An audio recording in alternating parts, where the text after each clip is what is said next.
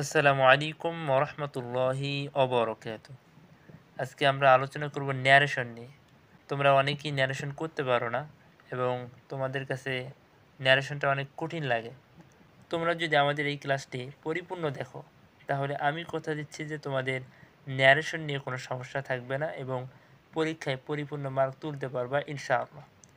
তাহলে চলো আমরা কথা না বাড়িয়ে আমাদের ক্লাসটি শুরু করি। ন্যারেশন ন্যারেশন মানে হচ্ছে কথা বা উক্তি। ন্যারেশন মানে কি? কথা বা উক্তি। এখন এই ন্যারেশন এটার আরও নাম আছে। নামগুলো কি? যেমন খেয়াল করো এখানে, ন্যারেটিভ স্টাইল। ন্যারেটিভ স্টাইল, ন্যারেশনের আরেকটি নাম কি? Narrative style. আবার পরীক্ষাতে এরকম লেখা থাকে যে changing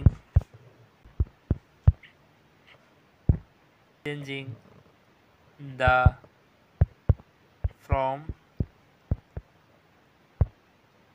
speech. Narrative style changing the from speech, এটা তোমাদের পরীক্ষায় লেখা থাকতে পারে। অধিকাংশ পরীক্ষায় দেখা যায় যে চেঞ্জিং দ্য ফ্রম স্পিচ এইটা লেখা থাকে। এই লেখাটাও যদি তোমরা দেখো তাহলে বুঝবা যে এটা ন্যারেশন। চলো আমরা সামনে আগাই। ন্যারেশন দুই প্রকার। ন্যারেশন কয় প্রকার? দুই প্রকার।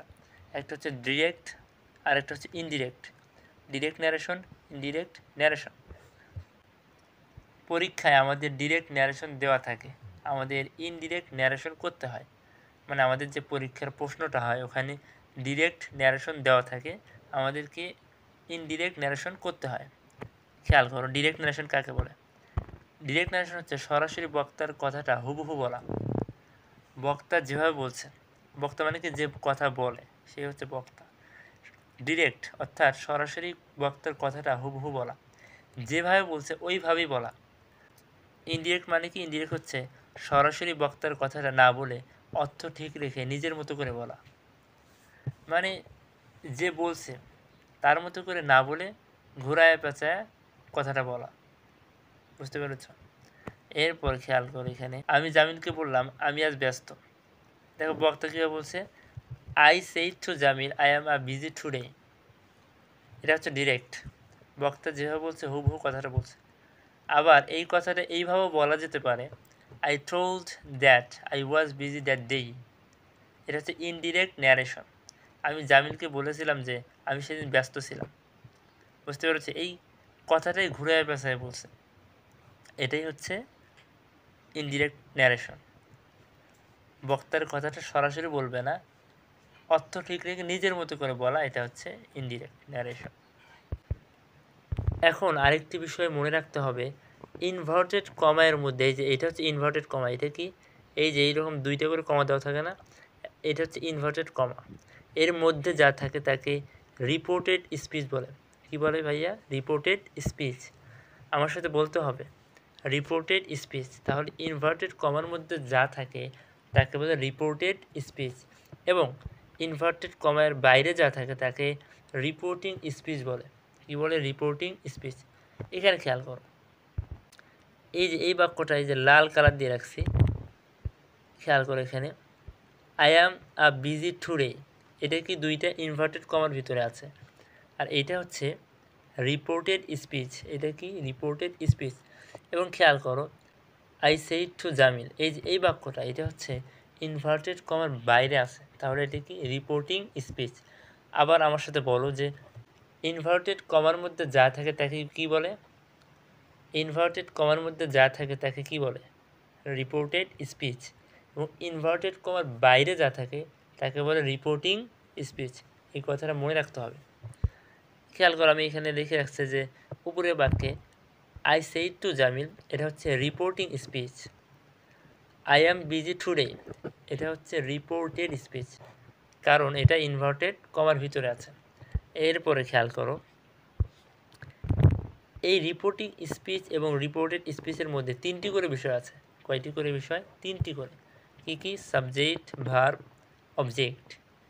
দেখো, যদি রিপোর্টিং স্পিচ হয় তাহলে এগুলোর নাম হবে রিপোর্টিং সাবজেক্ট, রিপোর্টিং ভার্ব। আর যদি অবজেক্ট থাকে তাহলে কী হবে? Reporting object. এখন এগুলোই যদি রিপোর্টেড স্পিচে থাকে তাহলে কী হবে? যদি সাবজেক্ট হয় তাহলে কি হবে, রিপোর্টেড সাবজেক্ট। আর যদি ভার্ব হয় তাহলে কী হবে বলো তো, রিপোর্টেড ভার্ব। আর যদি অবজেক্ট হয় তাহলে কী হবে, রিপোর্টেড অবজেক্ট। বুঝতে পেরেছ? তাহলে যদি রিপোর্টিং স্পিচের মধ্যে সাবজেক্ট হয় তাহলে রিপোর্টিং সাবজেক্ট, আর যদি রিপোর্টেড স্পিচের ভিতরে সাবজেক্ট হয় তাহলে রিপোর্টেড সাবজেক্ট। এই কথাটা একটু মনে রাখতে হবে। এরপরে খেয়াল করো, এখন একটা বাক্য নেওয়া যাক, দেখি তুমি কেমন পারো। নিচের বাক্যটি রিপোর্টিং স্পিচ এবং রিপোর্টেড স্পিচ বের করো এবং বলো তো রিপোর্টিং ভার্ব কোনটি। প্রশ্নটা খেয়াল করো, এইখানে দেখো তোমরা, Rahim said to me I write a letter today. এখানে বের করো যে কোনটা রিপোর্টিং স্পিচ এবং রিপোর্টেড স্পিচ। আমি বলেছিলাম যে ইনভার্টেড কমার ভিতরে যা থাকে তা হচ্ছে রিপোর্টেড স্পিচ। তাহলে এখানে I write a letter today, এটা হচ্ছে রিপোর্টেড স্পিচ। এবং এই ইনভার্টেড কমার বাইরে যা আছে যে রাহিম সেড টু মি, এটা কি, রিপোর্টিং স্পিচ। আমি একটু আগেই বললাম যে রিপোর্টিং স্পিচের ভিতরে যদি ভার্ব থাকে তাহলে কি বলে, রিপোর্টিং ভার্ব। এই যে এখানে সেড কি, রিপোর্টিং ভার্ব। আর এখানে দেখো এই যে এটা রিপোর্টেড স্পিচের মধ্যে যে সাবজেক্ট আছে এটাকে কি বলবো, আই, রিপোর্টেড সাবজেক্ট। এই যে রাইট, এটাকে কি বলবো, রিপোর্টেড ভার্ব। বুঝতে পেরেছ? তাহলে এখানে আরেকটা জিনিস খেয়াল করো, আমি এখানে 1 2 3 4 5 লিখে রাখছি। মানে হচ্ছে যে আমাদের ন্যারেশনে 5 ধরনের পরিবর্তন করতে হবে। চলো 5 ধরনের পরিবর্তন কী কী করতে হবে এটা আমরা জেনে নেই। 1 নাম্বার, রিপোর্টিং ভার্ব। কিসের পরিবর্তন করতে হবে, রিপোর্টিং ভার্ব। তুমি কি রিপোর্টিং ভার্ব চেনো? তোমাকে কিন্তু আমি একটু আগে শিখেছি যে রিপোর্টিং ভার্ব কাকে বলে। এরপরে কনজাংশন। কিসের পরিবর্তন করতে হবে, কনজাংশন। এটার পরিবর্তন মূলত হয় হচ্ছে ইনভার্টেড কমার পরিবর্তে। বিভিন্ন বাক্য অনুযায়ী কনজাংশনের পরিবর্তন হয়। একটু সামনে গেলেই তোমরা বুঝতে পারবা। এরপর পার্সন, কিসের পরিবর্তন করতে, পার্সনের পরিবর্তন করতে হবে। এরপর টেন্স, টেন্সের পরিবর্তন করতে হবে। এরপরে সর্বশেষ যে পরিবর্তন করতে হবে সেটা হচ্ছে অ্যাডভার্বিয়াল অফ টাইম। কিছু সময় উল্লেখ করা থাকবে যেগুলোর পরিবর্তন করতে হবে। তাহলে ন্যারেশনে মোট 5 ধরনের পরিবর্তন করতে হবে, reporting verb, conjunction, person, tense, adverbial of time. এগুলো তোমাদের মুখস্থ করতে হবে কিন্তু। এরপরে খেয়াল করো, প্রথম নাম্বার রিপোর্টিং ভার্ব। ইনভার্টেড কমের বাইরে যে ভার্ব থাকে তাকে রিপোর্টিং ভার্ব বলে। নোট, অধিকাংশ বাক্যতেই সেইট থাকবে। সেইট থাকলে বাক্য অনুযায়ী পরিবর্তন নিম্নরূপ। তোমরা অধিকাংশ বাক্যতেই দেখতে পারবা যে আই সেইড টু মি, মানে এই সেইটটাই বেশি দেওয়া থাকবে। বুঝতে পেরেছ? সেইট যদি তোমার অ্যাসার্টিভ সেন্টেন্সে দেওয়া থাকে তাহলে সেইড টু দিতে পারবা, দিতে পারবা সেইড টু, অথবা টোল্ড প্লাস অবজেক্ট, অর্থাৎ সেইড টু অথবা টোল্ড মি, যে কোনো একটা তোমরা দিতে পারবা। এরপরে ইন্ট্রোগেটিভ সেন্টেন্স, যদি ইন্ট্রোগেটিভ সেন্টেন্স হয় তাহলে আস্ক দিতে হবে। এরপর যদি ইম্পারেটিভ সেন্টেন্স হয় তাহলে রিকোয়েস্টেড, ওয়ার্ডার, কমান্ড, অ্যাডভাইসড, তোমরা যে কোনো একটা দিতে পারবা। এরপরে যদি অপটেটিভ সেন্টেন্স হয় তাহলে তোমরা রিপোর্টিং ভার্বের পরিবর্তে উইস্ট অথবা প্রেইড দিতে পারবা। এরপরে যদি এক্সক্লামেটরি সেন্টেন্স থাকে তাহলে এক্সক্লাইমড উইথ জয় বা সরো দিতে পারো। এই এক্সক্লাইমড উইথ জয় এটা দিবা হচ্ছে যদি আনন্দ বোঝায়, আর যদি দুঃখ বোঝায় তাহলে সরো দিবা। বুঝতে পেরেছ? চলো আমরা উদাহরণ দেখি, তাহলে আমাদের বিষয়টা আরও ক্লিয়ার হবে। এটা হচ্ছে direct narration. He said to me I was busy. এখানে দেখো খেয়াল করো নিচের বাক্য ইনডিরেক্ট ন্যারেশন কীভাবে করছে। হি সেড টু, তোমরা সেড টু থাকলে কী বলছি, অ্যাসার্টিভ সেন্টেন্সে সেড টু দিতে পারবা। হি সেড টু বা অথবা টোল্ড মি, এই যে এখানে পরিবর্তন দেখো, সেড টু অথবা told me that he had been busy. এই যে এখানে পরিবর্তন কোনটা হয়েছে, এই যে সেড টুর পরিবর্তে এখানে হয়েছে টোল্ড মি, অথবা সেড টুই দিতে পারবা। এরপরে উদাহরণটা খেয়াল করো, teacher said to me why did you miss the class. তুমি কেন ক্লাস মিস করো বলো তো, এটা ইন্টারোগেটিভ সেন্টেন্স কিনা, প্রশ্নবোধক কিনা। আর আমি বলেছিলাম যে যদি ইন্টারোগেটিভ সেন্টেন্স হয় তাহলে এই রিপোর্টিং ভার্বের পরিবর্তে আস্ক দিতে হবে। তাহলে এখানে খেয়াল করো, teacher ask me why had miss the class, এই যে আস্ক হয়েছে। বুঝতে পেরেছ? তাহলে রিপোর্টিং ভার্ব বিভিন্ন সেন্টেন্স অনুযায়ী পরিবর্তন হয়। এর পরের টপিকে আমরা চলে যাব 2 নম্বর হচ্ছে কনজাংশন। নোট, কনজাংশন বসে ইনভার্টেড কমার পরিবর্তে। কনজাংশন কোথায় বসে? ইনভার্টেড কমায়ের পরিবর্তে। বাক্যের ধরন অনুযায়ী কনজাংশন পরিবর্তন নিম্নরূপ। যদি বাক্য অ্যাসার্টিভ সেন্টেন্স হয় তাহলে that. 2 number interrogative sentence. WH ওয়ার্ডস থাকলে কোনো পরিবর্তন হবে না, WH প্লাস সাবজেক্ট বসে যাবে, তবে অক্সিলারি ভার্ব থাকলে ইফ প্লাস সাবজেক্ট হবে। তাহলে আমাদের WH ওয়ার্ড কি? যেমন হাউ, হট, ওয়াই, হোয়েন, হুস, বুঝতে পেরেছি? এগুলো হচ্ছে WH ওয়ার্ড। আর যদি অক্সিলারি ভার্ব থাকে তাহলে ইফ প্লাস সাবজেক্ট হবে। অক্সিলারি ভার্ব কী কী? যেমন may, might, can, could, shall, should, will, would, এগুলো হচ্ছে অক্সিলারি ভার্ব। যদি অক্সিলারি ভার্ব থাকে তাহলে কী হবে? ইফ প্লাস সাবজেক্ট হবে। আর যদি WH ওয়ার্ড থাকে তাহলে WH ওয়ার্ড প্লাস সাবজেক্ট বসে যাবে। এগুলো তোমাদের কী করতে হবে? মুখস্থ করতে হবে। তোমাদের মনে আছে তো এগুলো কিসের পরিবর্তে বসবে? ইনভার্টেড কমার পরিবর্তে। এরপরে দেখো ইম্পারেটিভ সেন্টেন্স। ইনভার্টেড কমার পরিবর্তে টু বসবে। কী বসবে? টু। আর যদি লেট থাকে তাহলে দ্যাট হবে। যদি লেট থাকে তাহলে দ্যাট হবে। এরপর অপটাটিভ। অপটাটিভ সেন্টেন্সে দ্যাট। এক্সক্লামেটরি, এই সেন্টেন্সেও কী হবে? ইনভার্টেড কমার পরিবর্তে দ্যাট বসবে।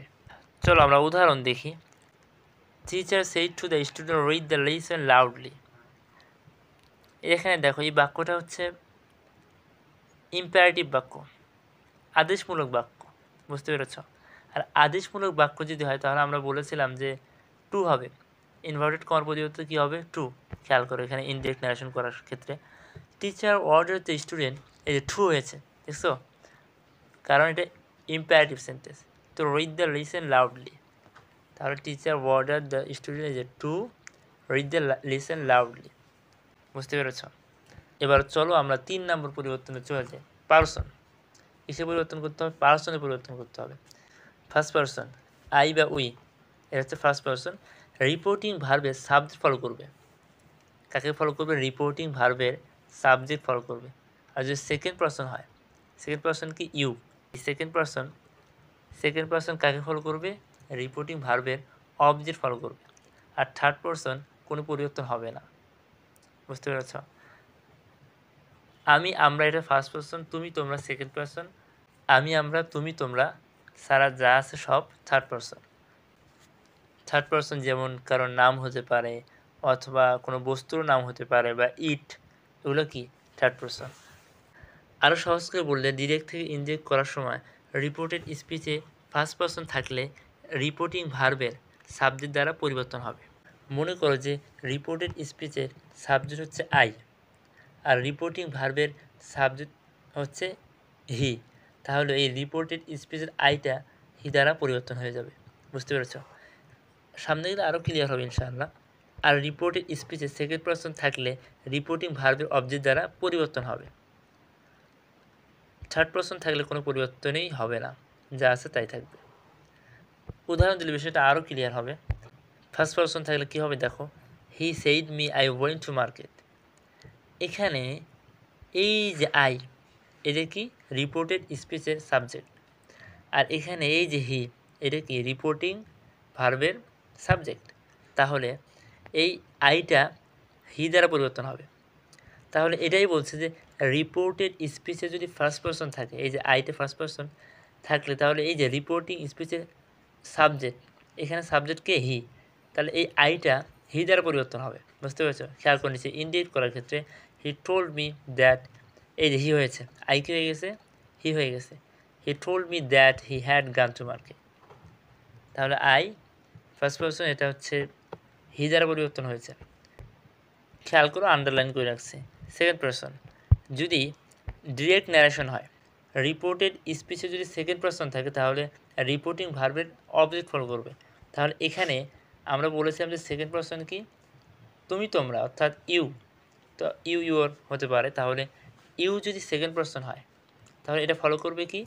এই যে রিপোর্টিং ভার্বের অবজেক্টকে, রিপোর্টিং ভার্বের অবজেক্টকে মি, এই মিকে ফলো করবে। তাহলে ইউ সেকেন্ড পার্সন ফলো করবে কাকে? রিপোর্টিং স্পিচের অবজেক্টকে। আর এখানে রিপোর্টিং স্পিচ অবজেক্ট হচ্ছে মি। তাহলে ইনডিরেক্ট ন্যারেশন করার ক্ষেত্রে দেখো, he said to me that I was honest. ভালো করে খেয়াল করো, রিপোর্টেড স্পিচের সাবজেক্ট অনুসরণ করলো রিপোর্টেড ভার্বের অবজেক্ট মিকে। তাহলে রিপোর্টেড স্পিচের সাবজেক্টের সেকেন্ড পারসন এটা ফলো করবে হচ্ছে রিপোর্টিং স্পিচের অবজেক্টকে। এখানে আরেকটা জিনিস একটু খেয়াল করতে হবে যে অনেকে তোমরা মনে করতে পারো যে ইউ কেন মি হলো না, কারণ আইটা আছে সাবজেক্টের জায়গায়, তাহলে মি এর সাবজেক্টিভ ফর্ম হবে আই, তাই এখানে আমাদের আই বসেছে। বুঝতে পেরেছ? এটা আমাদের আরেকটু সামনে গেলে আরও বেশি ক্লিয়ার হবে ইনশাআল্লাহ। এরপরে আমরা খেয়াল করব থার্ড পারসন। আমরা বলেছি যদি থার্ড পারসন হয় তাহলে কোনো পরিবর্তন হবে না। থার্ড পারসন কী কী? হি, শি, ইট বা কোনো একটি নাম, এটা হচ্ছে থার্ড পারসন। তাহলে ডিরেক্ট ন্যারেশনে খেয়াল করো যে she said to me he has done the work, এখানে হিটা কি? Third person. তাহলে ইনডিরেক্ট ন্যারেশনে খেয়াল করো she told me that he, এই দেখো এখানেও হি আছে, এখানেও কি আছে? হি আছে, এর কোনো পরিবর্তন হয়নি। He had done the work. তাহলে হি, শি, ইট বা কোনো নাম ডিরেক্ট ন্যারেশনে থাকলে ইনডিরেক্ট ন্যারেশনে কোনো পরিবর্তন হয় না। তাহলে আমাদের আরেকটি বিষয় জেনে রাখতে হবে, সেটা হচ্ছে সাবজেক্টের তিনটি ফর্ম: সাবজেক্টিভ, অবজেক্টিভ, পজিটিভ। এখানে এটা আমাদের টানা মুখস্থ করতে হবে। I, me, my, we, us, our, you, you, your, they, them, their, he, him, his, she, her, her, it, its. কারণ নাম থাকলে যেমন জামিল, জামিল, জামিলস, এরকম। তাহলে এটা আমাদের কখন প্রয়োজন হবে? মনে করো যে রিপোর্টেড স্পিচে সাবজেক্টের অবস্থানে আছে। এখন ধরো এটা সেকেন্ড পারসন, আর আমরা জানি যে রিপোর্টেড স্পিচে সেকেন্ড পারসন ফলো করবে রিপোর্টিং ভার্বের অবজেক্টকে। এখন তুমি অবজেক্ট যখন নিবা তখন সেই ক্ষেত্রে খেয়াল করতে হবে যে রিপোর্টেড স্পিচে কোন স্থানে আছে। যদি সাবজেক্টের স্থানে থাকে তাহলে তোমাদেরকে এই মি এর পরিবর্তে আই নিতে হবে। বুঝতে পেরেছ? অথবা খেয়াল করো আস আছে, তাহলে তোমাদের কী নিতে হবে? উই নিতে হবে। তোমাদের রিপোর্টেড স্পিচের অবস্থান অনুযায়ী তোমাদের এই ফর্মগুলোর পরিবর্তন করতে হবে। এরপরে আমাদের চতুর্থ নম্বর পরিবর্তন হচ্ছে টেন্স। ডিরেক্ট ন্যারেশন থাকলে ইনডিরেক্ট ন্যারেশনে কী কী হবে দেখো। প্রেজেন্ট থাকলে পাস্ট, পাস্ট থাকলে পাস্ট পারফেক্ট, আর ফিউচার থাকলে ফিউচার ইন দ্য পাস্ট। এরপরে খেয়াল করো যে আরেকটু ভেঙে বলে, যাদের কাছে এই কথাটাও কঠিন মনে হচ্ছে তাদের জন্য আমরা আরেকটু ভেঙে বলি। প্রেজেন্ট ইনডিফিনিট থাকলে পাস্ট ইনডিফিনিট, প্রেজেন্ট কন্টিনিউয়াস থাকলে পাস্ট কন্টিনিউয়াস, প্রেজেন্ট পারফেক্ট থাকলে past perfect, present perfect continuous থাকলে past perfect continuous, past indefinite থাকলে পাস্ট পারফেক্ট, পাস্ট কন্টিনিউয়াস থাকলে past perfect continuous, past perfect থাকলে পাস্ট পারফেক্টই হবে, এটা কোনো পরিবর্তন হবে না। আর ফিউচার থাকলে ফিউচার ইন দ্য পাস্ট। তাহলে বোঝা গেল যে টেন্স ছাড়া ন্যারেশন করা অসম্ভব। এই জন্য আমাদের টেন্স ভালো করে জানতে হবে। তোমাদের যদি কারো টেন্সের সমস্যা থাকে তাহলে আমাদের ইউটিউব চ্যানেলের ভিতরে টেন্সের ভিডিও দেওয়া আছে, তোমরা এটা দেখে নিবা। এরপরে খেয়াল করো উদাহরণ, he said I eat rice. এই আই ইট রাইস এটা আমরা জানি যে প্রেজেন্ট ইনডিফিনিট টেন্সে আছে। আমরা জানি যে যদি V1 হয় তাহলে প্রেজেন্ট ইনডিফিনিট। তাহলে এরপরে বাক্যতে ইনডিরেক্ট ন্যারেশন করার ক্ষেত্রে he said that I ate rice, এই যে অ্যাট V2 মানে পাস্ট ইনডিফিনিট। তাহলে এখানে দেখো এই যে ইট, এটা ছিল প্রেজেন্ট ইনডিফিনিট, কী হয়ে গেছে? Past indefinite. বুঝতে পেরেছ? এই পরিবর্তনগুলো তোমাদের জানতে হবে। এরপরে সর্বশেষ পরিবর্তন অ্যাডভার্বিয়াল অফ টাইম, এটা আমাদের পরিবর্তন করতে হবে। ডিরেক্ট ন্যারেশনে যা থাকবে ইনডিরেক্টে আরেকটা হবে। দেখো যদি দিস থাকে তাহলে দ্যাট, ডিরেক্টে দিস থাকলে ইনডিরেক্টে কী হবে? দ্যাট। দেশ থাকলে দোষ, না দিস থাকলে দোষ, এগো থাকলে বিফোর, নাও থাকলে কী হবে? দেন বা at that moment, today that day, tomorrow the next day, the following day. যেগুলো তোমাদের বোল্ড করা আছে এগুলো হচ্ছে সবচেয়ে বেশি গুরুত্বপূর্ণ। Yesterday, the previous day, the before day, tonight, that night, last night, the previous night, last month, the previous month, the month before। আর যদি তোমাদের কি থাকে নেক্সট ডে বা উইক, তাহলে the following day, the week, next year, the following year, come থাকলে go, good morning থাকলে wished, good bye থাকলে bites, bad gun night, thank you থাকলে থ্যাংক, কংগ্রাচুলেশন থাকলে কংগ্রাচুলেটেড, ইয়েস থাকলে replied in the affirmative, no থাকলে replied in the negative, by আল্লাহ বা by god থাকলে সুয়ারিং বাই আল্লাহ বা গড হবে। এরপরে হেয়ার থাকলে দেয়ার, দোষ থাকলে সো বা ইন দিস ওয়ে। উদাহরণ দেখো, ফর এক্সাম্পল উদাহরণস্বরূপ যে he said to me he go tomorrow, এখানে কি আছে টুমোরো, তাহলে কি হবে নেক্সট ডে। তাহলে দেখো he told me that he went the next day, এই টুমোরো বলতে কী হয়েছে নেক্সট ডে, বুঝতে পেরেছ। এরপরে খেয়াল করো অনেকগুলো বাক্য একসাথে থাকলে দ্বিতীয় বাক্য শুরু করার সময় অ্যাডেড দ্যাট, আর তৃতীয় বাক্য শুরু করার সময় অলসো দ্যাট, চতুর্থ বাক্য শুরু করার সময় ফার্দার অ্যাডেড। মনে রেখো একটি বাক্যে দুটি ভার্ব থাকলে দ্বিতীয় ভার্বটির সাথে আইএনজি যুক্ত হয়। তাহলে তোমাদের এটা প্যাসেজ ন্যারেশন করার সময় কাজে লাগবে, বুঝতে পেরেছ। এটা কিন্তু অ্যাসার্টিভ সেন্টেন্সের প্রথম বাক্যে কী দেবে অ্যাডেড দ্যাট অলসো দ্যাট, পরের বাক্যে তৃতীয় বাক্য, প্রথম বাক্য তো তোমাদের দেওয়াই থাকবে, ওটাতে কিছু দেওয়া লাগবে না। দ্বিতীয় বাক্যে কী দেবে অ্যাডেড দ্যাট, তৃতীয় বাক্যে অলসো দ্যাট, চতুর্থ বাক্যে ফার্দার অ্যাডেড।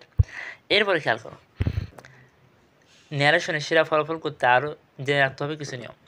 অ্যাসার্টিভ সেন্টেন্স কী হবে দেখো, অ্যাসার্টিভ ভার্ব প্রেজেন্ট বা ফিউচার হলে পরিবর্তন হয় না, তবে অন্যান্য সকল পরিবর্তন হয়। যেমন দেখো হি সেইজ, এটা প্রেজেন্ট না, তাহলে he says to me I am happy, তাহলে ইনডিরেক্টে দেখো হি সেইজই আছে, এটার কোনো পরিবর্তন হয়েছে হয় নাই, তো সেইজই আছে, তাহলে to me that he is happy. এরপরে দেখো হি উইল সে, এখানে উইল সে যেহেতু ফিউচার এই জন্য এটা ইনডিরেক্ট ন্যারেশনে কোনো পরিবর্তন হবে না, খেয়াল করো উইল সে এটাই আছে ইনডিরেক্ট ন্যারেশনে। এরপরে চিরন্তন সত্য বাক্য ইউনিভার্সাল ট্রুথ হলে কোনো পরিবর্তন হয় না, শুধু ইনভার্টেড কমা তুলে দ্যাট বসাতে হবে। যেমন দেখো I said to them Allah is everywhere, Allah সর্বত্র বিরাজমান, এটা চিরন্তন সত্য, এই জন্য এখানে কোনো পরিবর্তন হবে না, এখানে শুধু ইনভার্টেড কমা তুলে দ্যাট বসবে। খেয়াল করো I said to them that Allah is everywhere, কোনো পরিবর্তন হয়নি। এরপর 3 নাম্বারে খেয়াল করো মাস্ট বা হ্যাভ টু থাকলে হ্যাভ টু হয়। 4th number modal verbs would could use to need থাকলে পরিবর্তন হয় না, যা আছে তাই থাকবে। এরপর ইম্পারেটিভ সেন্টেন্স নেভার থাকলে ইনভার্টেড কমা তুলে নেভার টু বসবে, যদি নেভার থাকে তাহলে ইনভার্টেড কমা তুলে কী বসবে নেভার টু। এরপর প্লিজ কাইন্ডলি থাকলে রিপোর্টিং ভার্বে রিকোয়েস্টেড হয়, আর প্লিজ কাইন্ডলি উঠে যায়। এরপর লেট প্লাস লেট আস থাকলে প্রপোজ টু। এরপরে রিকোয়েস্টেড যেটা আছে এটার সাথে কিন্তু টু বসবে না, রিকোয়েস্টেডের সাথে টু প্রিপোজিশন বসে না, শুধু রিকোয়েস্টেড বসবে। এর মাধ্যমে আমাদের রুল শেষ হয়ে গেল। আশা করি যে তোমরা ন্যারেশনে অনেক ভালো করবে যদি প্র্যাকটিস করো বেশি বেশি। তাহলে আজকের ক্লাসটা আমরা এই পর্যন্ত রাখতেছি। তোমরা সবাই অনেক ভালো থেকো, যে ভালোর শেষ নেই, অনেক সুখে থেকো, যে সুখের সীমানা নেই। এই অনন্তন শান্তির চিরন্তন প্রত্যাশা আমি বিদায় নিচ্ছি। আসসালামু আলাইকুম ওয়া রাহমাতুল্লাহি ওয়া বারাকাতুহু।